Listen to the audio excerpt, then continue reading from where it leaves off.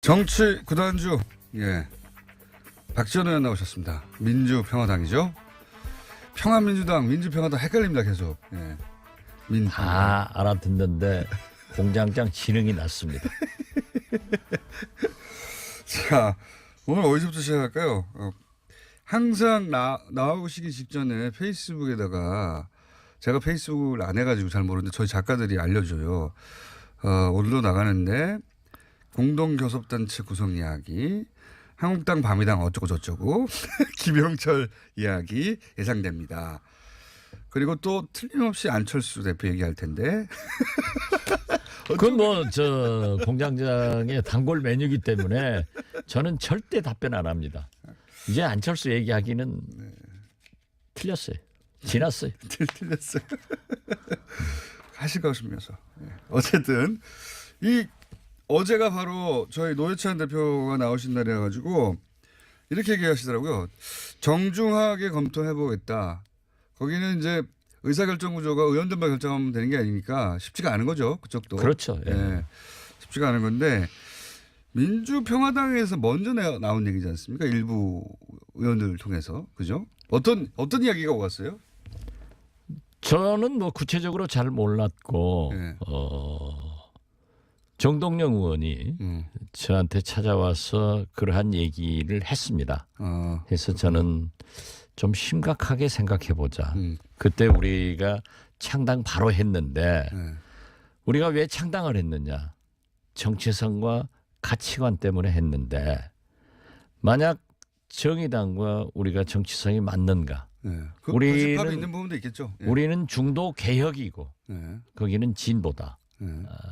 그리고 우리의 가치관은 목표는 대중정당이기 때문에 집권에 있고 정의당은 굉장히 가치관, 이념을 중시하는 정당인데 거기도 집권에 있습니다. 목표는. 좀 집권 얘기는 하지만은 뭐 우리 민주평화당이나 정의당이나 집권하려면 요원하죠.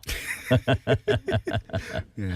그래서 여러 가지 얘기를 했는데 이제 결론적으로 보면은 우리 당 의원들은 원내 교섭단체가 아니니까 굉장히 국회 그쵸. 의정 활동하는데 서러움을 받아요. 원내 교섭단체가 되는 것이 왜 중요한지 이 일반인들에게 좀 설명해 주십시오. 간단하게. 잘 모르거든요. 국회의원 안 해보면. 첫째는 모든 의사 일정의 결정은 예. 원내 대표 간에 합의가 돼야 됩니다. 그러니까요. 그러니까 그 논의의 대상에 못 들어가고 그래서 국회 운영에 전혀 참여의 길이 없는 거예요. 그러니까 모르는 채 일정에 끌려다녀야 되는 그렇죠. 거죠. 모르는 채 전혀. 그리고 또 상임위 본위로 국회가 운영되는데 상임위에서 원내 교섭단체 대표들만 간사로 참여한단 말이에요. 예.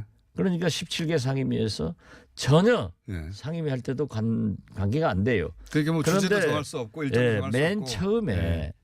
맨 처음에 정의당과 우리 민주평화당의 공동교섭단체 구성할 때 그렇게 하면은 국고보조가 연 51억이 더 나옵니다. 만약에 그런 교섭단체가 되면. 그렇기 때문에 지금 각 정당의 재정이 아주 어려우니까 우리가 국고보조도 받을 수 있고 그렇게 국회 운영도 할 수 있다. 운영도 참여할 수 있다. 그래서 제가 한 얘기는 그거예요. 우리가 당당해야지. 과거 정치가 아니다. 국민들이 국민의 혈세 51억을 같은 당도 아니고 다른 당이 공동교섭단체를 만들어가지고 더 받는다고 하면은 얼마나 많은 비난이 따라오겠느냐. 응원도 있을 수 있습니다. 그리고 정반대로 중앙선관위에 문의를 해보자. 그게 당장에 문의를 해보니까 공동교섭단체를 구성하더라도 전례가 없지 않습니까? 정당이 다르면은 국고보조가 안 나와요. 그러니까 조금 사실상 좀 주춤했던 건데. 그렇구나. 그런 이유도 있군요. 지금 뭐 제가 어제 김영철 방남 북한 사람들 한국 온 것에 대해서 현안 질의를 했어요. 그런데 한 3시간 전에 합의를 해가지고 장병원 원내대표가 우리 당에서는 한 사람이니까 뭐 나갈 사람 없으니까 좀 해달라. 그래서 평소 실력으로 나간 거예요. 저는 대북 실력이 있잖아요. 그렇지만 전문가시죠. 예. 야, 어제 저녁 이렇게 뉴스를 보니까 예. 어떤 방송국은 예. 전부 두 사람, 네 사람 하는데 우리는 빼더라고요. 그게 그리고 예, 맞습니다. 이 한국당 예. 여기는 두 사람, 세 사람 하는데 세 사람 멘트를 쓰더라고요. 그래서 야, 아직도 저런 편집을 하는구나 했는데 그러한 것에 굉장히 서름을 받아요. 그렇죠. 맞습니다. 그렇기 때문에 언론도 예. 언론도 기본적으로 교섭단체가 아니면 일정도 조절 못하죠.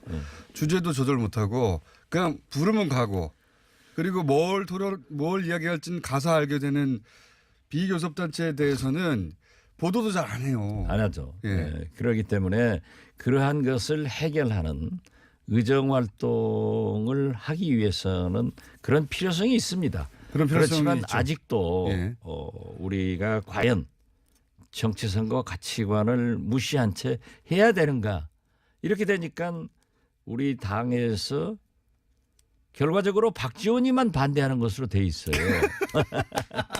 그러니까 지금 대표님은 그 전반적인 분위기는 필요가 있다는데 대표님은 야 이건 좀 고민해 봐야 된다. 유보적인 스탠스이시군요. 그리고 정치인데 예. 이러한 것을 하기 위해서는 첫째 예. 대국민 설득이 필요합니다. 예. 그리고 그렇죠. 오늘 아침에 이런 질문도 해주신 게 예. 우리가 설득하는데 평가를 할 거예요. 예. 듣고 이제 그리고 사람들이 평가하겠죠. 더 중요한 것은 정의당은 방금 말씀하셨지만은 의원들의 생각보다는 전당원 투표를 하거든요. 거기에서 어떤 결과를 나올 거를 모르니까 조금 더 대화를 해보자, 좀 더 고민해보자 이런 거예요. 같이 그러나 고민을 많이 저는- 해봐야 되겠죠. 예, 그러나 예. 가장 좋은 것은 문재인 대통령이 좋을 거예요.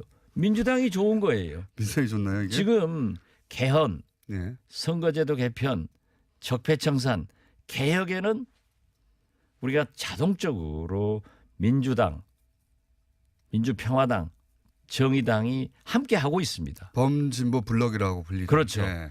그러는데 최근에 창당된 바미당이 밤이다. 자기들은 부인하면서도 급속도로 예. 한국당화 돼간단 말이에요. 지금 뭐든지 같이 하는 거예요. 지금 같이 어제 하고, 대정부 같이 하고 있나요? 현안 질의도 똑같아요. 그래요? 예. 그러기 때문에 현안 질의 못 봐가지고 제가. 예. 우리가 좀 그런 면에서 근데 이제 선거에서는 절대 연대하지 않는다고 그러잖아요. 절대. 그 절대가 어디 있어요. 그렇게 가고 있는데. 아니 나 깜짝 놀란 게요. 어제 유시민 대표가 예.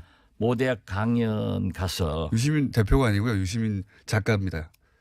참 자꾸 난 유승민 대표가 유승민. 유승민 예, 유승민. 대표가 모대학 강연에 가서 한국당이 반성하고 거듭나면은 바미당이 있을 이유가 없다.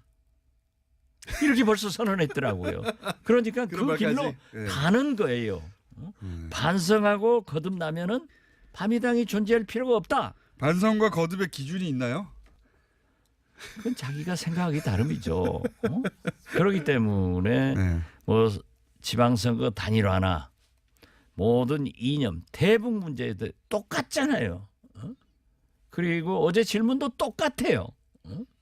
그러면 그렇게 되면 특히 유승민 대표가 이렇게 한국당이 반성하고 거듭나면은 바른미래당이 있을 이유가 없다 하는 것은 우리가 처음에 지적한 대로 통합의 길로 가고 있는 거예요. 네. 제가 안철수, 남경필 이 두 분의 주적 발언도 주적이 아픈 게 아니에요.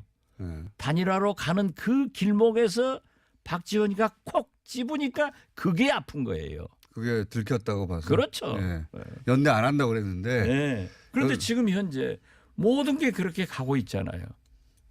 지금쯤이면 자유한국당의 서울시장 후보군들이 계속 거론돼야 되는데 잘 등장하지 않고 있죠. 맞죠? 네.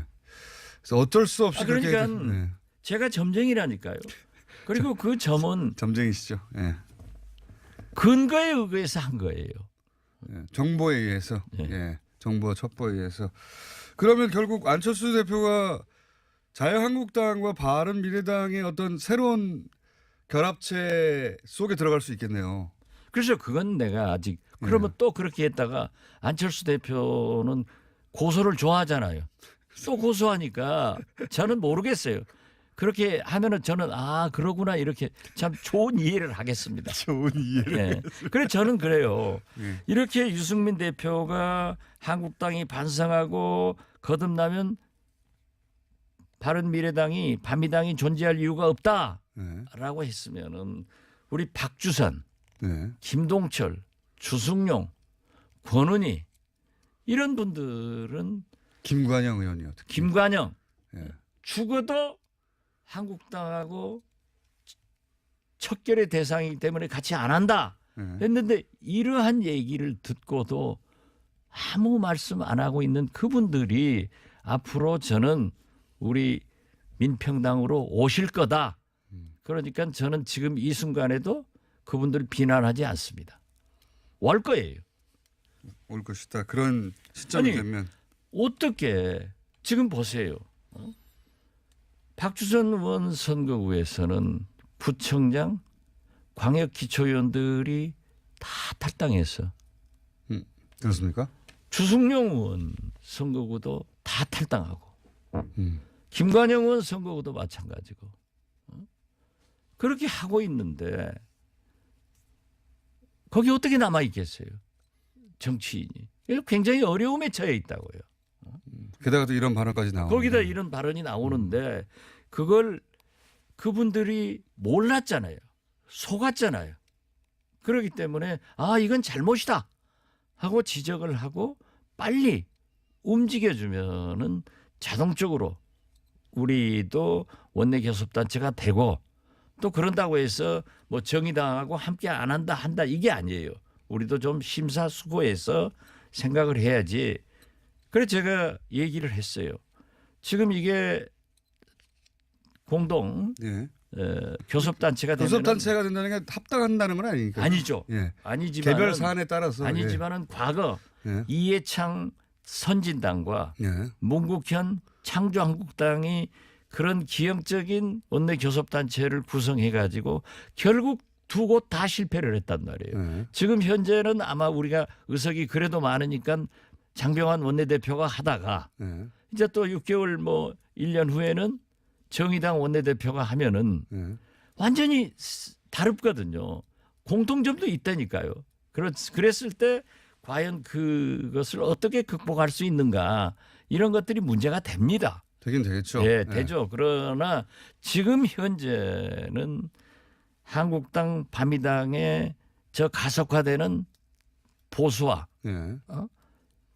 국정 방해 이런 것을 민주당, 민평당, 정의당이 예. 개혁 세력으로서 적폐청산하고 개혁하는데 새로운 대한민국을 만드는데 남북관계를 개선하는데 합쳐주자.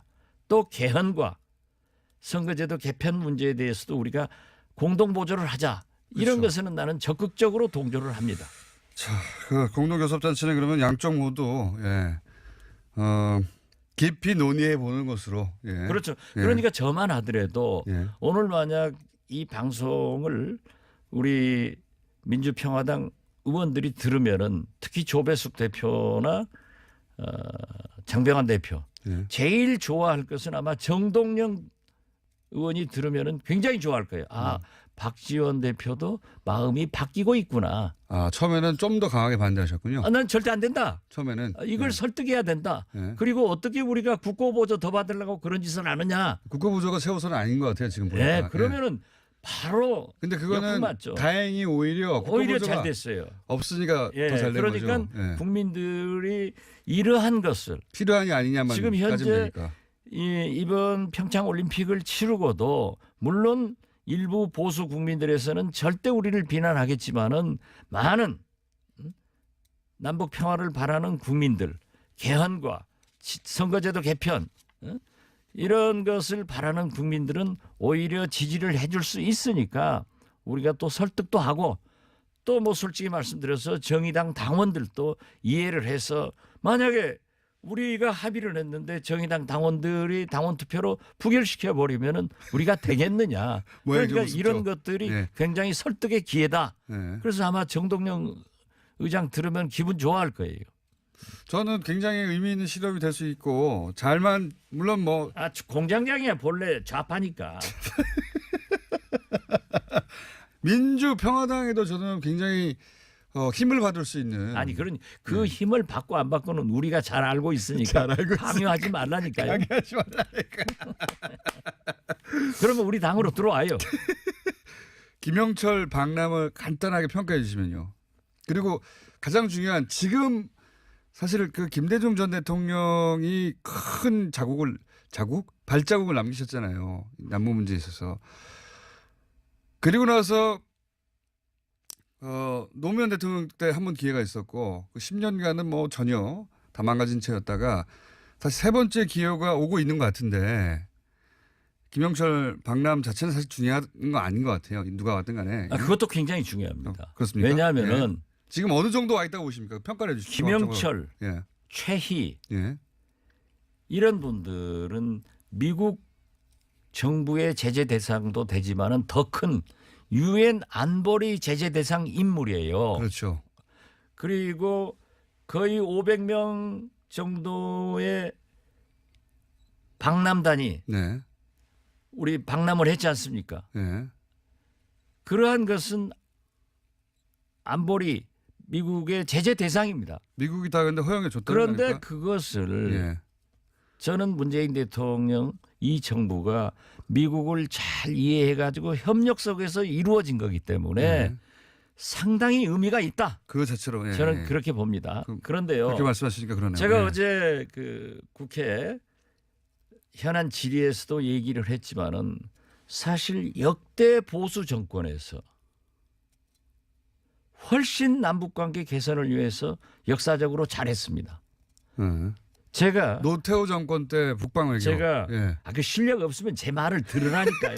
자꾸 그렇게 하면은 방송이 송영길 나경원 방송돼.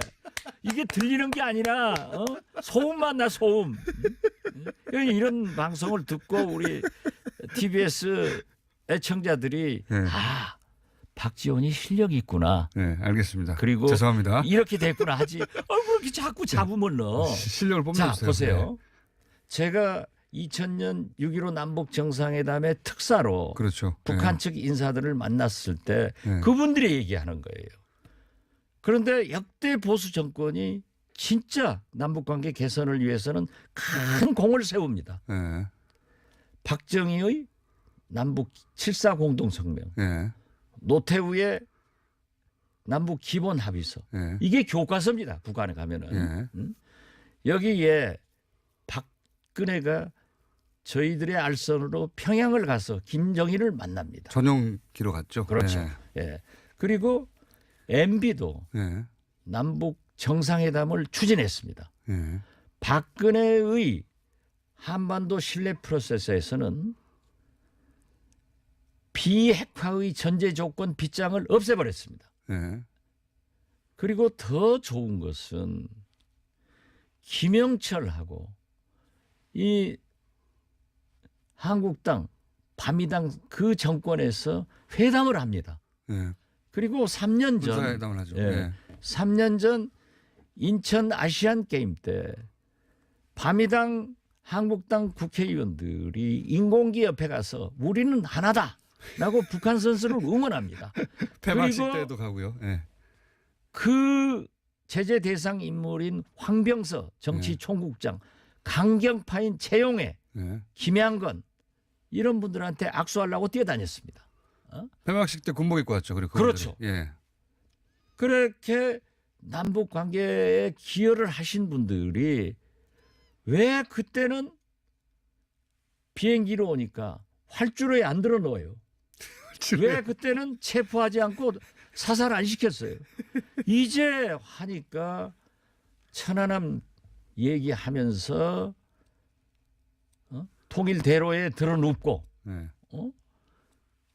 체포해라 사살해라 이런 것은 말이 안 된다. 그때는 옳았고 지금은 틀리냐. 그래서 그걸 지적하는 거예요. 그래서 저는 이 김영철 이분들의 방남은 유엔 제재도 미국도 특히 문재인 정부와 트럼프 미국 정부 간에 굉장한 신뢰가 쌓여 있고 협력이 이루어진 결정판이다. 저는 그렇게 봅니다. 이제 알아들었겠어요? 잘 알아들었습니다. 네. 그 정도는 알아야 돼요. 잘 알아들었고요. 그러면 경험으로 보시건데 직접 남북 관계를 최전선에서 조율하셨던 경험으로 보시건데 지금 잘 가고 있는 겁니까? 잘 가고 있습니다. 그렇습니까? 제가 이 방송에 나와서 그랬잖아요. 문재인 대통령이 평창 기차 속에서 미국 MBC 기자 인터뷰를 할 때 한미 군사훈련을 연기를 요청하겠다.